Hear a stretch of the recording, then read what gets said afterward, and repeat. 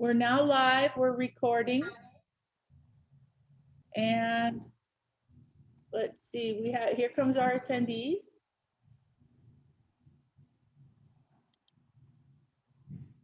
And it's always a pleasure to be part of these events.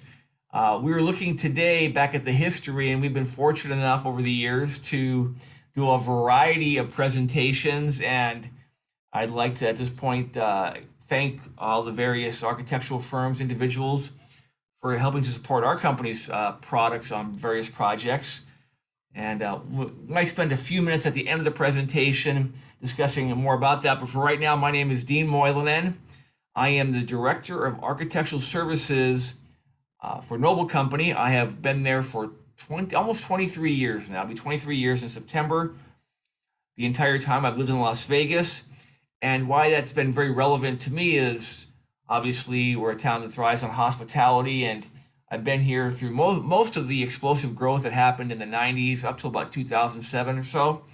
And we are fortunate enough, our company's products were fortunate enough to be in many of those projects. And even when we weren't, I learned a lot about Division 9, 9300, those scenarios where you have tile, stone, water, a drain. It might be, back of the house, could be typical shower details, health club, restaurant, you name it. But it all kind of helps me in giving, I think, pretty realistic real world observations of what's going on out there. So today's presentation has been approved. By the way, I'm coming live to you from Columbia, South Carolina.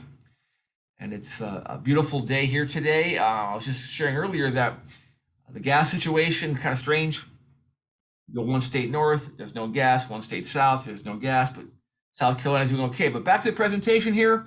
It does meet AIA approval and all the requirements for you getting your HSW CE continuing education credits. Okay. If you're a member of IDCEC, you can also obtain your credits for attending this presentation as well. And it's funny, in our recent travels and webinar presentations, I recently did a presentation with a group of architects who primarily focus on medical projects, whether they're hospitals or assisted living. And they were talking about being very frustrated how they're having a real challenge to get their wet areas to slope to drain. A very basic concept, been around forever, but nonetheless very important to effective Division 9 waterproofing 9300. And so we're going to look at the history of slope to drain and get a little granular about what are some of the ANSI and ASTM standards. And when we're done, hopefully you'll have some more information in your toolbox, some more arrows in your quiver, to help you, when you're doing QA, QC on a project or reviewing details or specifications. Hopefully have more information to help you identify the correct path towards successful waterproofing installations. All right, so again, we'll look at the evolution. Some of the pros and cons. When I say pros and cons, are different ways to achieve what you're trying to achieve in this particular installation method. There have been a lot of new developments. And I think they are going to point to some significant changes in the way architects and specification writers will call out for slope to drain goals to be met, as well as installers in the field achieving that end. And again, when we're done, we'll have some more new updated information to aid in those areas of design on your projects. Now, this is Uncle Buck back on the back 40 in southern Utah back in the day. And back then, you really didn't worry too much about slope to drain. You just hope you weren't the last one using the bucket of water. It's hard to imagine. There's only so much water in the bucket, and you had to make it go as far as you could. But nonetheless, slope to drain was not a real big deal back in those days. But interestingly enough, thousands of years prior to that, in the ancient Greek and Roman civilizations, it's amazing how they were able to harness the power of water, move it from one place to another, get it overhead, and create those first primitive shower type of scenarios. As you can see here, Water, which has been conveyed from point A to point B overhead, is being dispersed above the female patrons of this public shower or bath. And back then they were, they would have, and of course these were for the one percenters of that time, the elite, the moneyed, who could afford to actually have this type of apparatus in their home or go to this apparatus in a public setting. But as you can see, with the ankles, the shins immersed in water, slope to drain and drainage wasn't a key concept back then. Going into the battlefield, mankind's just desire, there's something very practical about a shower, but also just very healing and re-nurturing, water, splashing over our head and washing away the day's cares and woes. Always is a great feeling. And back then, we had sometimes use a bolo bag, maybe it was carrying wine the day before, but now it was going to have water. And by the way, folks, make sure you turn off your cell phones like I didn't. I'll turn mine off now. But back in the day, again, slope to drain, drainage really wasn't a big concern when you're on a battlefield with a bolo bag of water over your head, okay? Now, with the Industrial Revolution started in the 1700s, it's amazing if you look back in time and see how technology and inventions and just mankind's rapid development into the modern age really just shot up almost straight up during this time.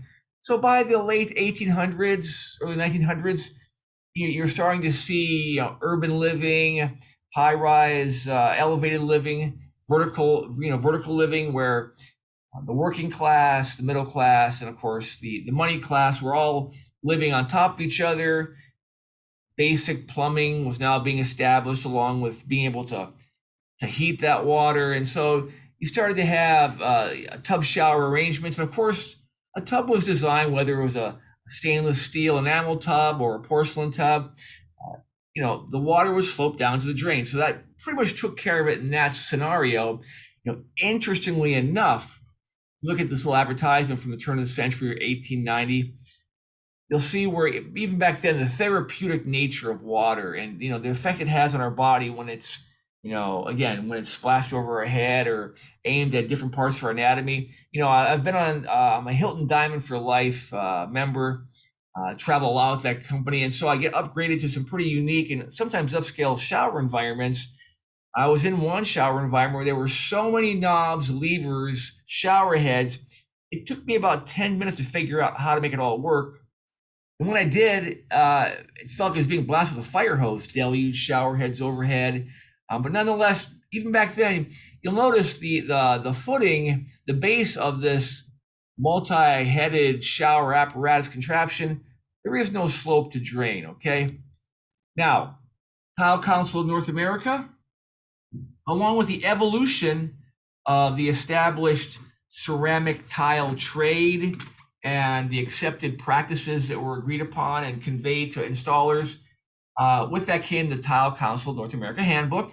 And for those of you who have been around for a minute or two, you can probably remember when it was really thin years ago, just almost like an advertising flyer.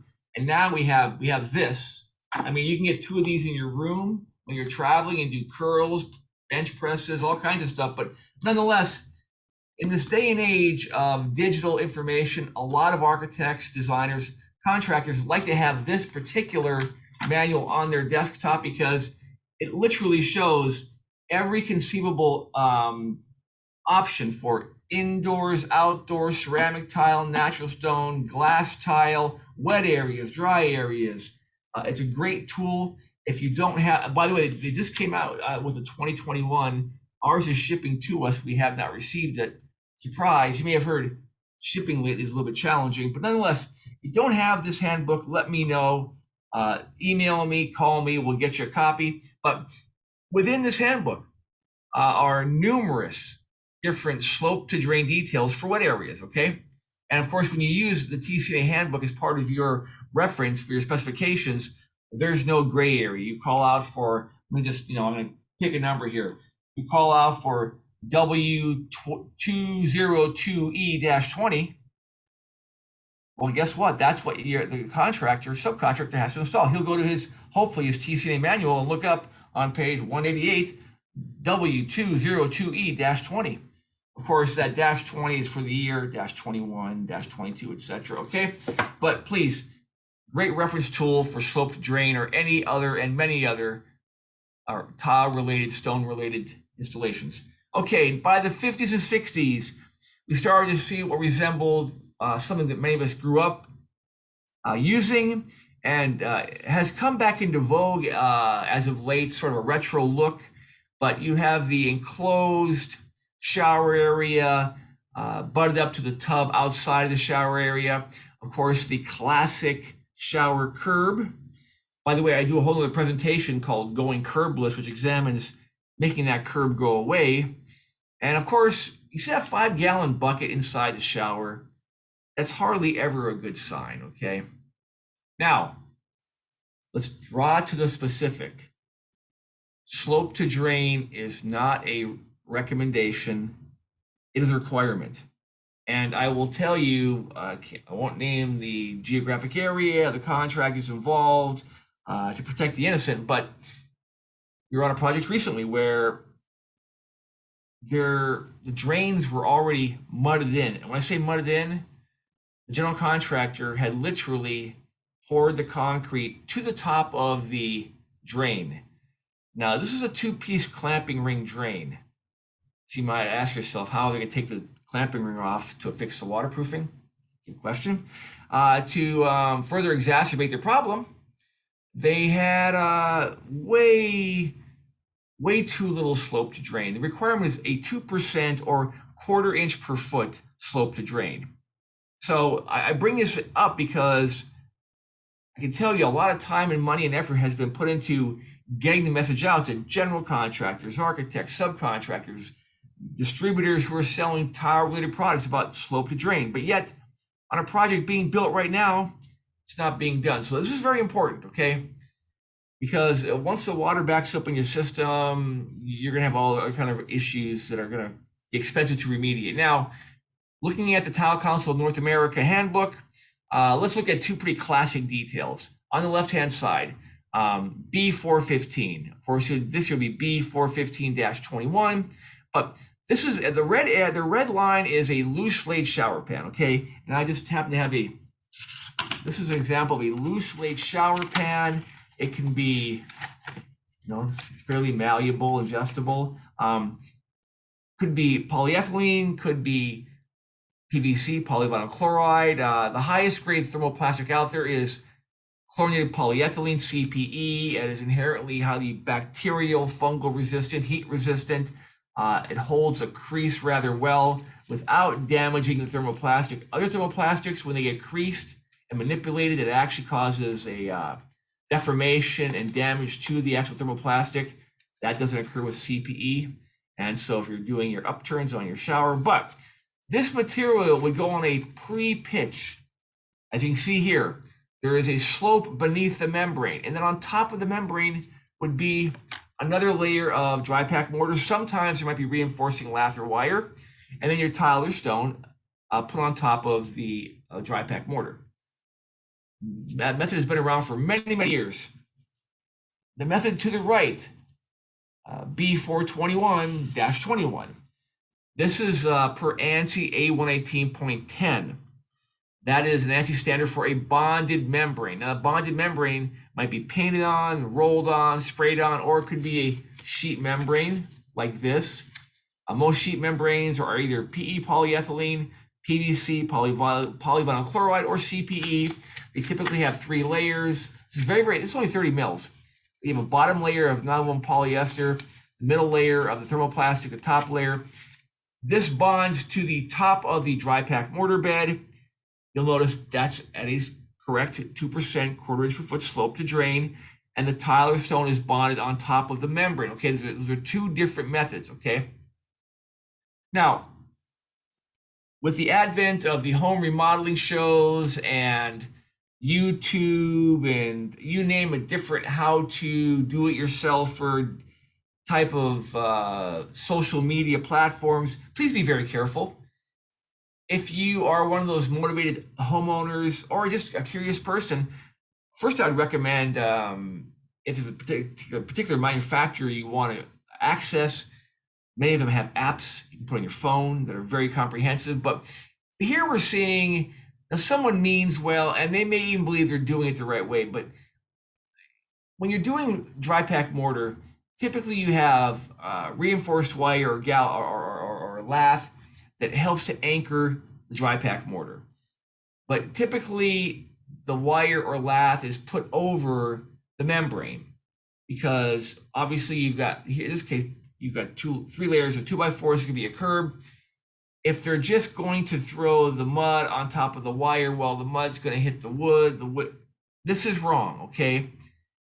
And many times, whenever you see someone putting lath in on a curb or a shower pan, and there's shower pan membrane and a tack hammer or a staple gun, be concerned because oftentimes you're using the staple gun or the tack hammer to affix the lath to the curb or the shower pan.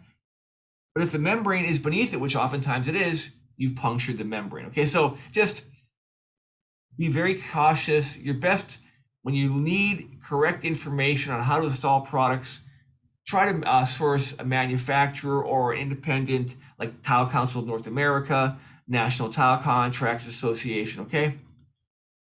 And here we see the dreaded, what do we see? The staple gun and the lath. Now, I really can't tell if there's something underneath here. I don't think it's waterproof membrane, but you don't need, when there's lath or wire put into a mortar bed on the shower pan, think about this. Usually, some mortar's dropped in, the lath or wire is put in, and they actually pull up on it to make sure it's affixed in the middle of the mortar bed, not tacked down to the bottom, okay? All right, but let's get back to people who do it right. And by the way, dry pack mortar is not the same as the concrete that comes out of your concrete mixing truck. By its very description, it's crumbly, it's kind of dry, not powdery, but it's typically 1 part mortar, 3 parts sand, sometimes 4. But by the way, when we say sand, it's not the sand on the back 40 or on the desert behind the home you're building. This is usually washed and graded sand. If you just used any old sand, it's going to have, who knows, it could have excessive calcium, gypsum, all kinds of salts. And if it's not washed, all those minerals are going to leach out and effloresce all over your job. So don't use just sand on the back 40, okay? Now, what this contractor is using is he has a straight edge, probably a 10-foot straight edge. He has his level affixed on top of the straight edge to get that 2% or 1/4 inch per foot slope to drain, okay? By the way, dry pack mortar is a very legitimate, long-lasting, durable substrate when done correctly, okay? And that's the caveat these days, when done correctly. Like many other parts of the construction trade, with the boomer generation retiring, of course, there are not as many young people being born as there were before. And of those young people being born, a lot of them don't want to go into the typical construction trades, which is kind of a shame because right now, especially if you're a skilled carpenter, skilled tile contractor, you name it, there is a big demand. But because that demand overwhelms the ability to supply it, we're seeing manufacturers come up with some prefabricated methods to solve this slope to drain. We'll explore that as we go. Now, what's kind of funny, haha, I found this on the internet as an example of a completed dry pack mortar bed. And again, be careful because if you're going to the internet for, oh, this is how you do it, this is not how to do it. Look at the lines on the back wall and the side wall. Those lines were, maybe someone had a laser level, someone had their level, someone just, figured out their two, it's simple math. 1/4 inch per foot. Okay, I've got a 3-foot shower pan. With every foot, it's going to have a 1/4 inch rise for a 3/4 inch rise from the drain to the back wall. Okay, not rocket science. But in this case, someone went to the trouble of measuring it, marking it, and then didn't put the dry pack mortar. It's way low. I mean, it's very low. In some parts, looks level. Okay. So now you can see on the front of this curb detail, there is the membrane underneath the curb. There is the lath. By the way, I have some lath. This is, boy, this piece of lath has been around for a while. But I'll tell you, lath is really sharp. I mean, you can cut yourself up pretty good if you're not careful with this lath, all right? But what's done in the hands of a skilled artisan, which I'm not, plus this poor lath has been bent and bent a lot, but it's formed over the 2x4, okay? And when it's done by a skilled craftsman, they don't need to have tack hammer or galvanized nails or staple gun, okay? I don't see any punctures here. It looks pretty good, all right? Let me grab some water. I'm getting a little bit choked up. Okay, now this is right from, and let me grab this handbook, the ANSI standards, okay? For the installation of ceramic tile, all right? This is also a good companion piece to the TCNA handbook, okay? And this verbiage is right from that handbook about slope to drain. Couldn't be more black and white, 1/4 inch per foot. And it does mention, do you have to have the reinforcing wire or lath? In areas larger than 65 square feet, yes. And we just went through this on a project we're working on. And of course, that old adage, please bid per plan and spec, you know, a rather reputable, knowledgeable, and skilled contractor. You know, just here's the gray area, okay? In a typical shower pan, you don't have to have reinforced wire or lath. But some owners, some architects, some people like to put it in there just to beef it up. So the architect specified it. Contractor thought, well, it's not required. I don't have to use it. Guess what? Architect said, look, we drew it. If we called out for it, you have to bid on it and put it in. So now, what happens when you think you don't have correct slope to drain? Well, it can cause a lot of problems. And typically they call in a forensic consultant, a tile expert, and they'll have ball bearings or marbles, and they'll just find the high point in the shower, and they'll let the ball bearings or marbles go where they may. And on this image to the left, you can see that's a shower curb. The upper right-hand side of that slide, that's the front of the shower. So imagine you've paid for and you're supposed to be getting a dry pack mortar bed that's sloping away from the curb down to the drain. You have it sloping in the opposite direction, which is going to create a low spot, which is going to be a bird bath where water can collect along with other soap, residue, washed off sunblock. On the slide to the right, they almost got there. I mean, the good news was the contractor was very systematic and had a very consistent low spot on the shower pan. It just happened to be to one side of the drain. Okay, so this is beyond being an aesthetic concern. It just looks like shoddy workmanship because it is. If this is occurring on your project, this is a rip and repair. Unfortunately, it will be on the tile contractors and to have to make this right, okay? Now, here's why, if you see this happening in your project, you might want to insist. Let's say, you know, a typical resort hospitality scenario. The wife and kids and husband are out by the pool all day. The kids are at the water park. They brought along Aunt Bernice as well. Everyone jumps in the shower at the end of the day. Mom goes first, potions, lotions, washes off the sunblock. The kids, same thing. And dad gets in there, you know, and he's got his hair, his shampoo and conditioner. By the time Aunt Bernice gets in there, you know, a lot of things have been washed off the human body and they're all collecting in this bird bath, this low spot. She steps in the shower, her heel slips because of all the lubricating effluent left over from all these potions and lotions, slips and falls. That would be a winnable lawsuit based on a construction defect, okay? So this is really important to make sure it doesn't happen. Now, with the, again, the migration of skilled labor out of the various construction industries, we're seeing things like cement backer board used as a substrate in a shower. Now, that it could be used maybe with a single pitch linear drain scenario if you shim the floor so you get the correct slope to drain. But most times cement backerboard is used on the walls, or some suitable wet area backboard is used on the walls of showers.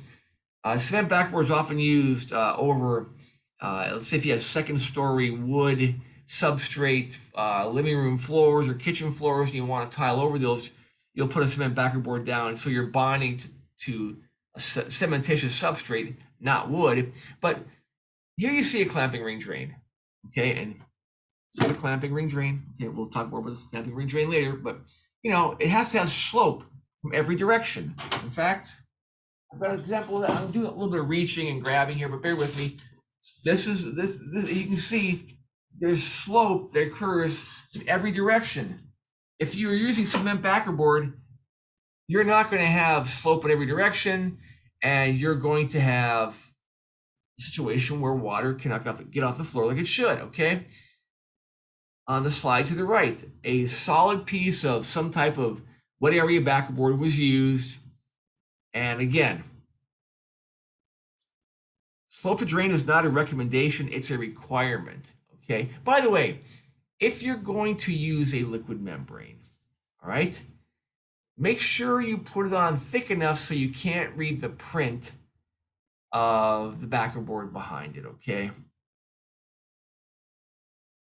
Now, slope to drain, multi-pitched sloping, clamping ring drains usually require a smaller mosaic, because if you use a large format tile, and I've had discussions with owners, some designers, and they fall in love with a large format tile. Well, that's great to put on the walls, or if you have a linear drain scenario where you can just have a single pitch slope, then go ahead and use a large format tile as long as it meets dynamic coefficient of friction for large format tile or stone in a wet area. That's a whole nother presentation as well. But when you use large format tile like this and you get down to that sloping area around the drain, you're going to have pizza pie cuts, and they are going to look like they do now. It's functional, but aesthetically very jarring. In fact, so jarring that these people are pulling it up saying, we can't live with this mess. Now, remember a couple slides ago, we had that dry pack mortar bed, undulated, low, irregular. I could swear this is the finished job. I mean, the tile is essentially mirrored the deficiencies in the substrate. And as you can see, there's almost no slope on the majority, no discernible slope on the majority of this shower pan. A little bit you can see behind on the left-hand side, but really a shame because this is a new installation. Someone paid a lot of money for this and just done very, very poorly as far as final aesthetics and attention to detail. All right, so again, dry pack mortar, there's nothing wrong with it. And there are some tools out there to help you slope it correctly. Some prefabricated, essentially they're screed sticks. They'll start at one height at the back of your shower, and they'll slope down to meet where your clamping ring drain is going to go. And you'll just fill in that area. And it's essentially a guide. These are like guide screeds for making sure that the dry pack mortar slopes at the correct degree down to your clamping ring drain.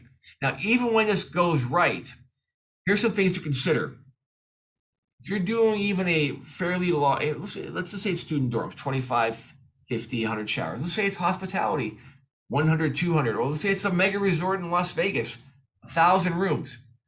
You're gonna have to drag the sand, cement, and water up the man lift. And then, of course, the time it takes to create dry pack mortar and then form it and then let it cure. Oftentimes, this process starts on a Monday.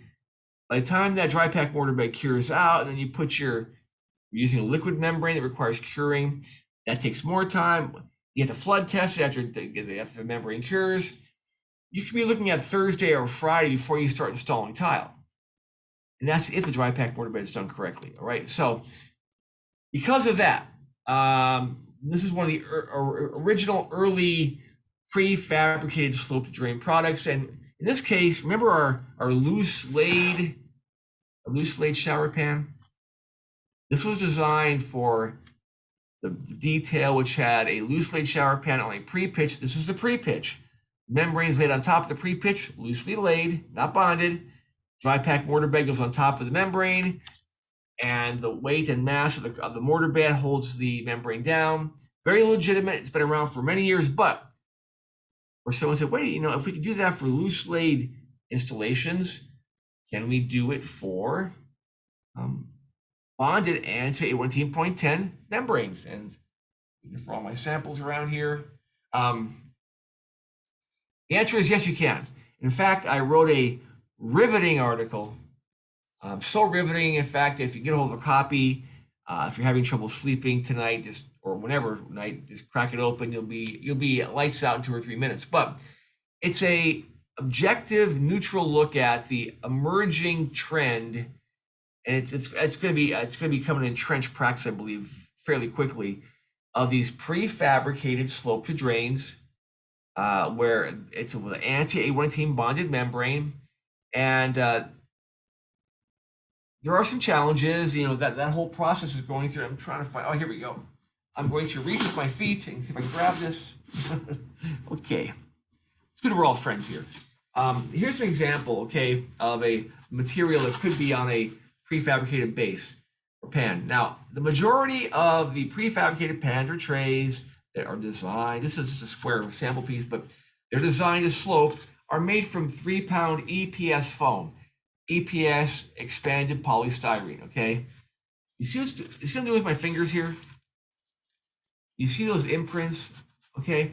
Now imagine you've got this prefabricated pan on your job site, okay? And the contractor's kneeling on it or drops a tool, or a variety of things happen which create an indentation, a compression.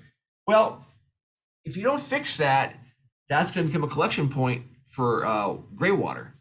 And that gray water is going to have soap scum. It's going to have dead skin cells. Those are all food sources, and you're going to have mold. There have been projects that were less than 3 years old. One was a boutique hotel down in Venice Beach, where they literally had to pull up 200 shower pans because they had used a prefab foam pan and tray.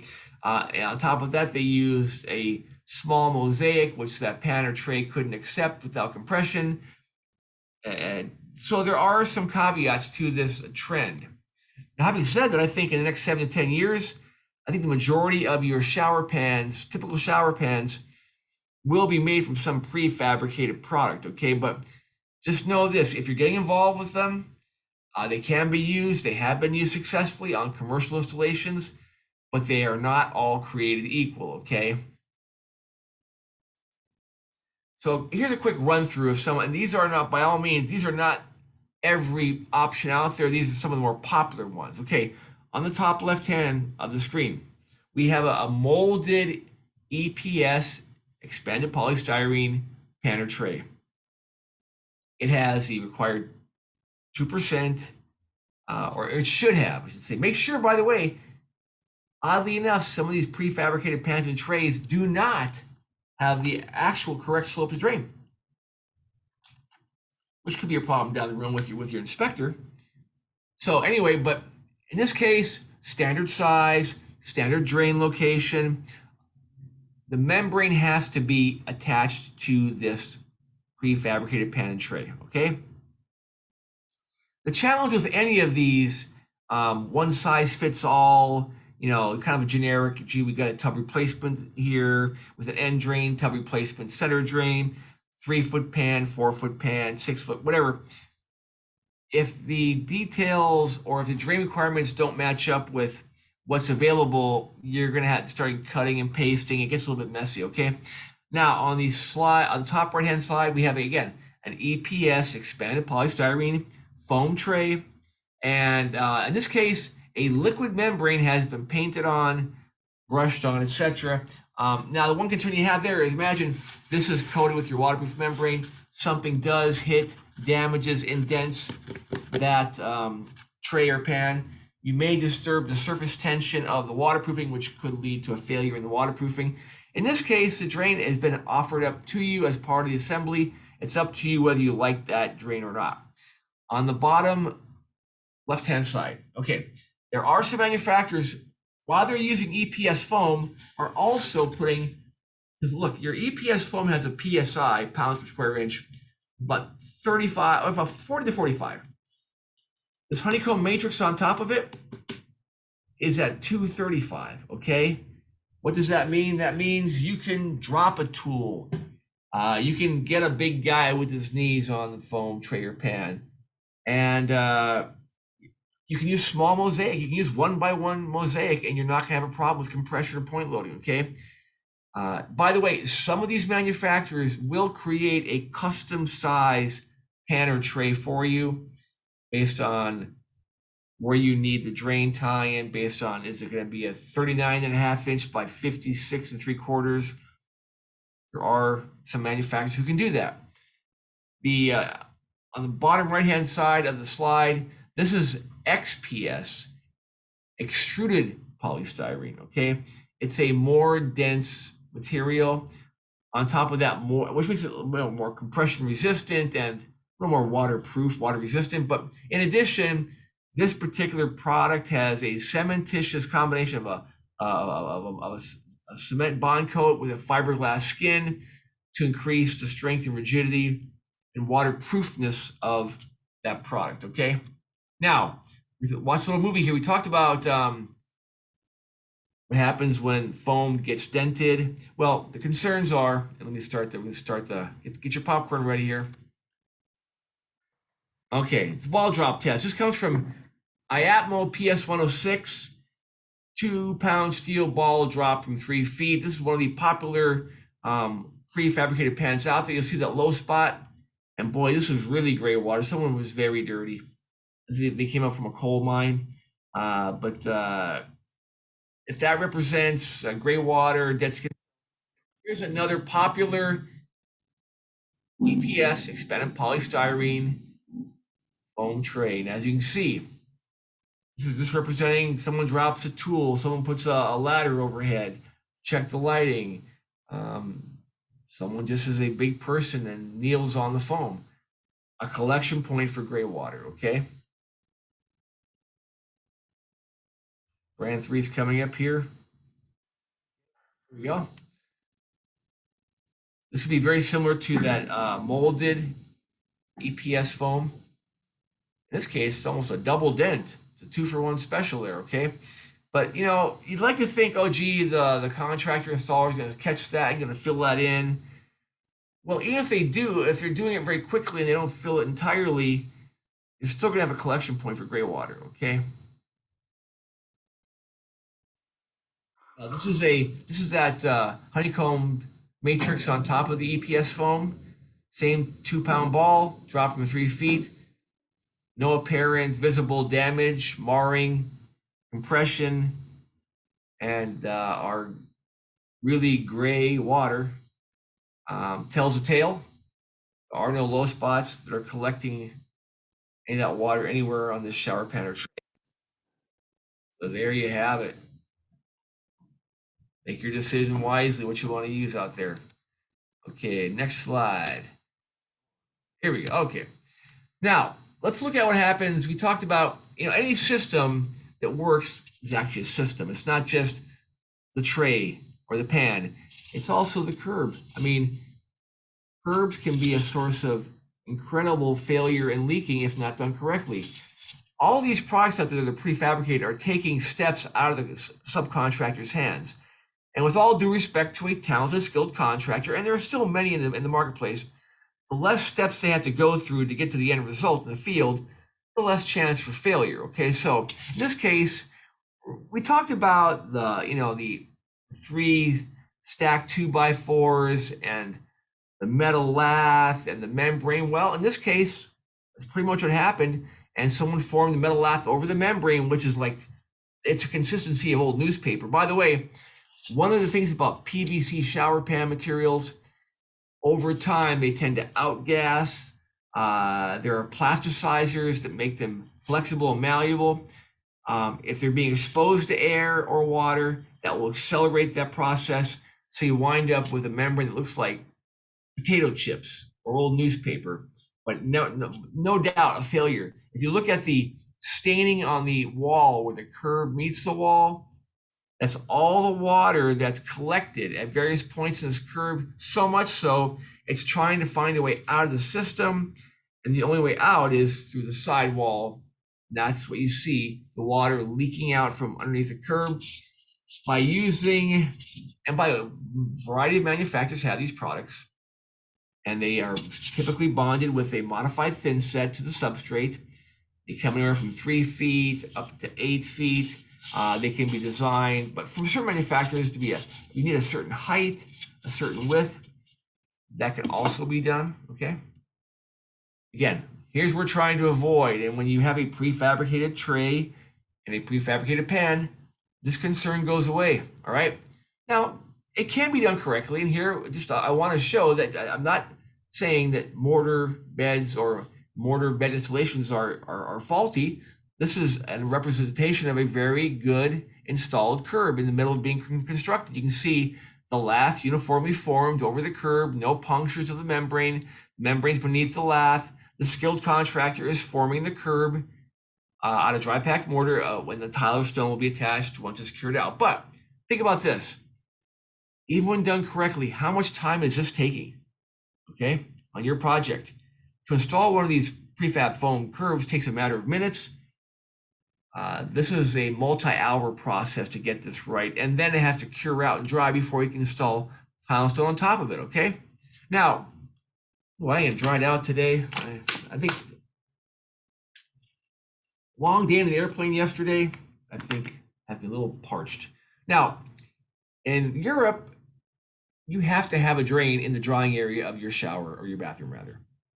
And we're seeing more and more. In fact, I was in a county or city in Northern California near San Francisco, in the East Bay. They're requiring secondary drains in the drying area of bathrooms because showers overflow, tubs overflow, toilets overflow, sinks overflow. And if there's not an effective way to get the water off the floor, it gets behind stud wall cavities, and you can't get to behind the wall cavity to dry them out, and then you have a food source and mold. So here's an example of what to do and what not to do on the right-hand side of the image. This is a health club, and I belong to a health club that was similar type of shower stall arrangements, but in California, this would be illegal, okay? Because all these slope to drains, see those linear drains, which are a great choice, by the way. By the way, linear drains typically will pull water off the floor twice as fast as a clamping ring drain. And people say, well, Dean, how can that be? It's whether it's a linear drain or a clamping ring drain, it still has to go down the same size pipe. Well, yes, that's true, but you have a large surface linear drain and the strainer's been designed correctly and there's internal slope, it just is able to pull water off the floor faster. I've seen tests where 34 gallons per minute were pulled off the floor with a 2-foot linear drain. Okay, but back to this flawed installation and why it wouldn't fly in California. Think about this, there's a Thursday evening spin class. It's pretty rigorous, pretty crowded. You really end up, you're a ball of sweat when you get done. You're just totally wrung out.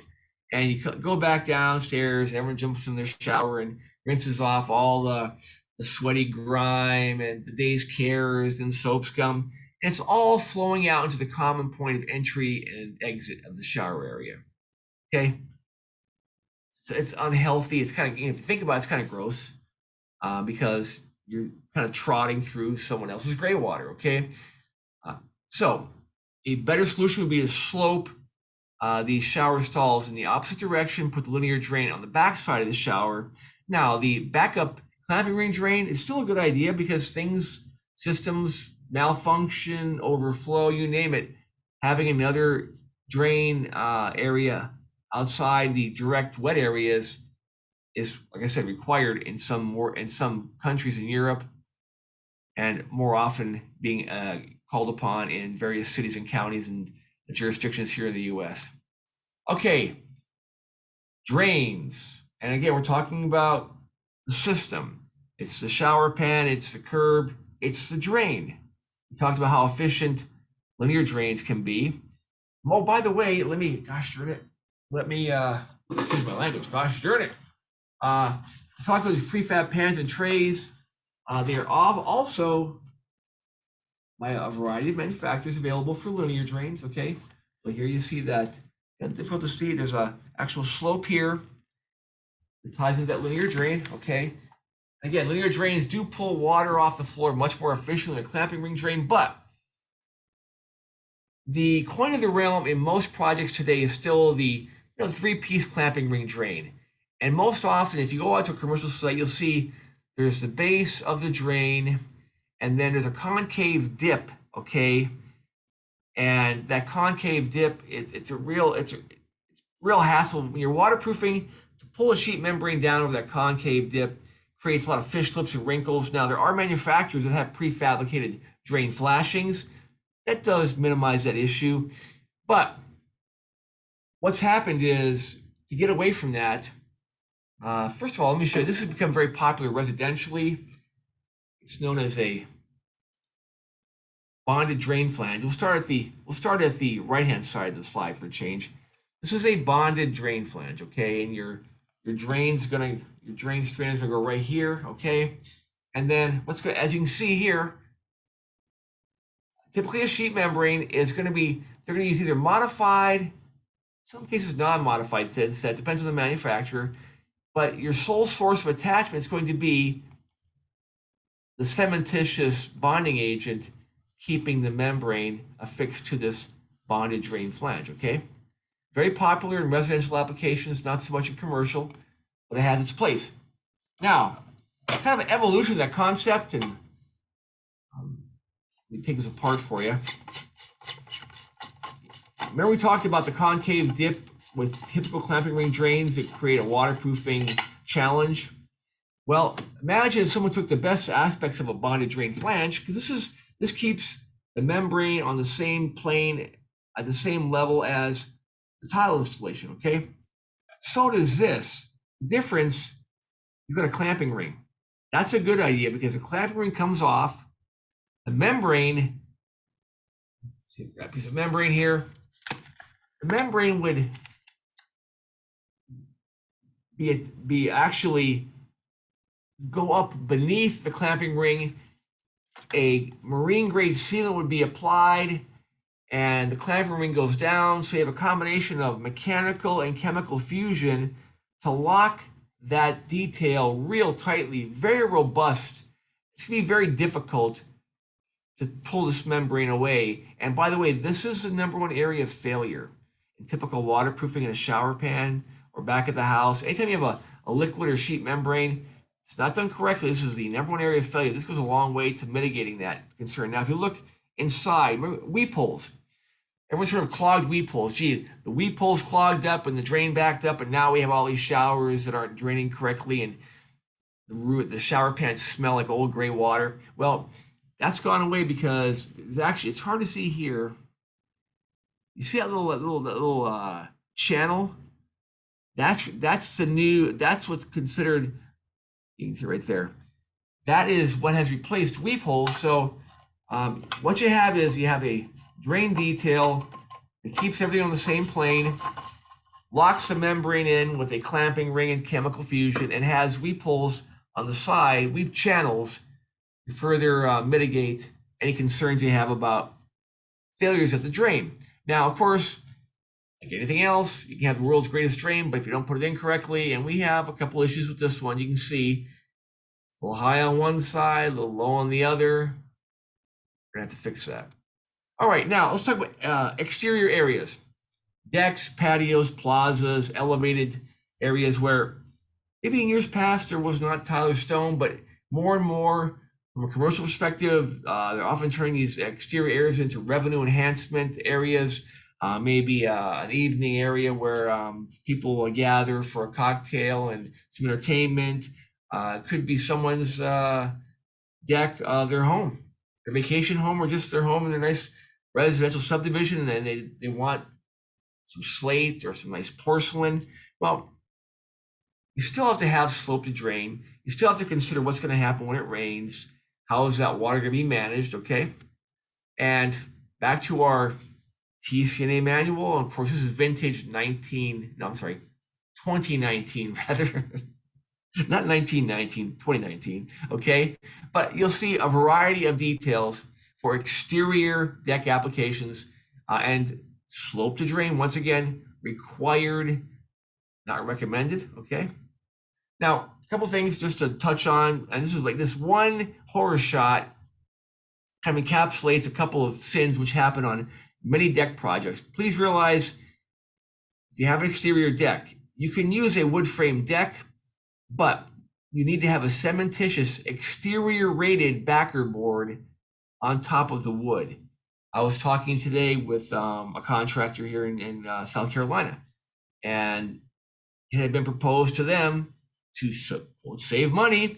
Well, gee, we'll just bond this exterior deck membrane to the wood substrate. He said, absolutely not. With, you can imagine in the South, you got some thunder showers, you've got, I'll tell you, it was cool yesterday. It was almost overcoat weather time. You go from a really warm spring day, cold front comes in, hot, cold, thermal expansion, contraction. You don't want to just have your membrane attached to wood. Number two, I've seen this happen many, many times, especially on afterthought, like whether it's a business or a home. Oh, gee, we've had this deck for X number of years. Now we want to put tile and stone on it. Okay, you've got to flash up, again, a sheet membrane here. You've got to flash up where the deck meets the main building, the house, whatever it is. If you've got stucco there, if you've got siding, whatever you have there, it's going to have to be removed. The membrane has to flash up, and then the finished textured tile, stone, stucco is then reapplied. I can't tell you how many failures I've seen because the membrane terminated at the base of the house or the building, and water just, as you can see here, just poured right in. Okay, now if you're doing exterior decks, a big area of concern is, of course, whether it's sliding glass doors or doors that open out. You're going to have a track. You're not going to be able to flash up the membrane there. You're going to have wind-driven water. Best practice is before the track goes in, overguide tracks are being used for the doors. The membrane should be brought in at least a foot, maybe 2 feet inside the house, because water is just going to get into that detail. Wind-blown water, 40, 50, 60 mile an hour winds, heavy rains, just assume water is going to get in there. So make sure your membrane extends far enough in there so you don't have damage to your substrate, okay? Of course, part of a successful installation, whether it's interior or exterior, deflection. Now, some quick recaps here. L over 360 is all you're allowed. That's a little more. It's like 0.33, a little more than a quarter inch per foot, but not much more. That's all you get over 10 feet, okay? If you're using natural stone, it's L over 720.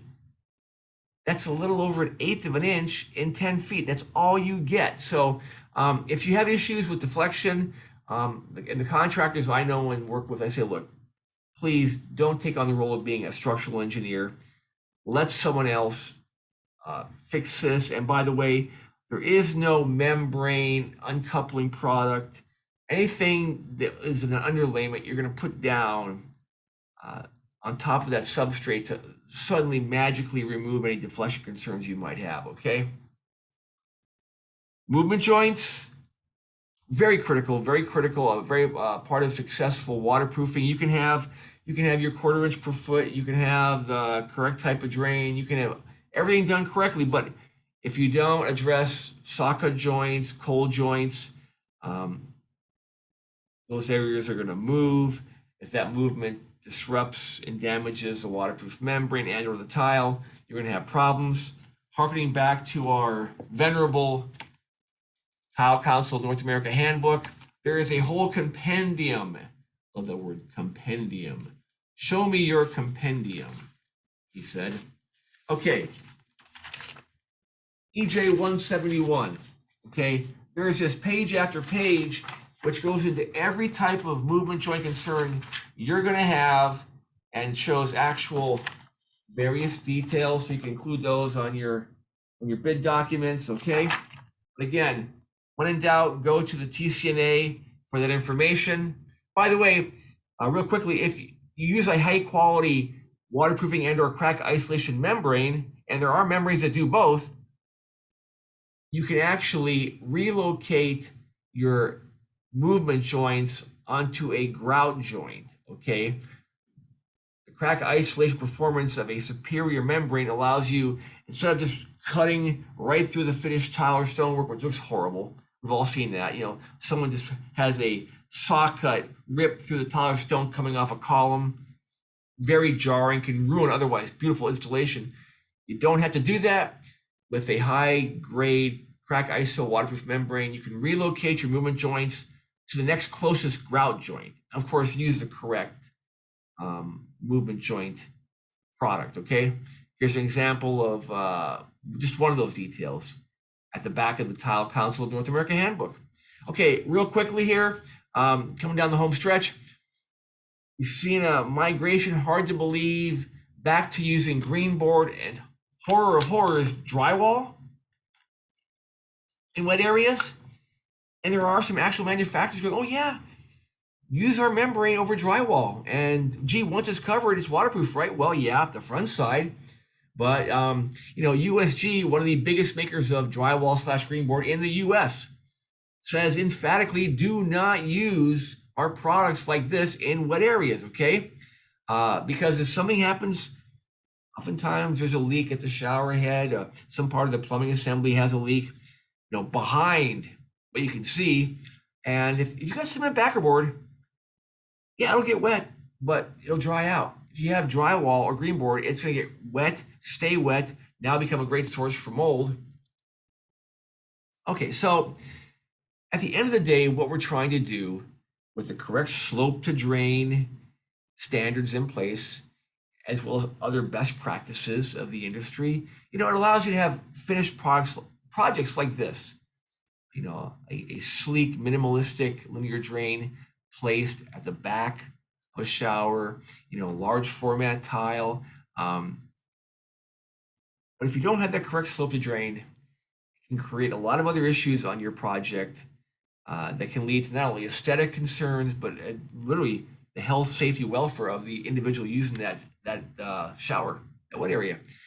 With the advent of deluge shower heads, you know, lots of water being put on the floor, you want to have everything every advantage at your disposal to make sure water gets out of the system and down the drain as quickly as possible. When you use a high strength prefabricated pan or tray, you can use small penny rounds, small mosaic type of tile or stone without fear of compression or point loading. Be very cautious if you don't read carefully and the foam tray or pan that you're putting down doesn't have the compressive strength you need, and you put a product down like that, you could have a point loading failure, okay?